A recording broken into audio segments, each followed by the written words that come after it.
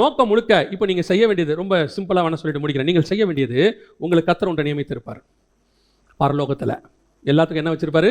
நீங்கள் இங்கே இருக்கிறது 70 80 மரண வரதை பற்றி பேசுகிறேன். ஒருவேளை வருகை வந்தா அதை விட சீக்கிரம் இதுக்கு இது முடித்த உடனே நாம் ஒரு இடத்த போய் அச்சீவ் பண்ண போகிறோம். ஒரு இடத்த போய் நம்ம என்ன பண்ண போகிறோம்? அட்டைன் பண்ண போகிறோம். அந்த போகிற இடத்துக்குரியதை இப்போ நீங்கள் பார்க்காமல் இதை நீங்கள் என்ன செய்ய முடியாது?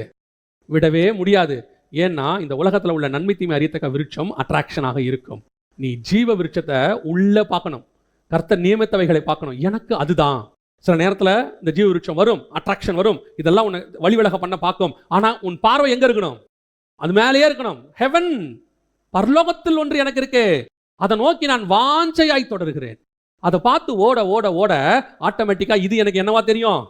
நஷ்டமாக தெரியும், பாரமாக தெரியும், ஓட விடுறதுக்கு தடுக்கிற மாதிரி தெரியும். ஒரு இடத்துல நீங்களே இது வேணான்னு ஒரு முடிவெடுப்பீங்க, ஒரு இடத்துல தூக்கி போடலான்னு ஒரு முடிவெடுப்பீங்க.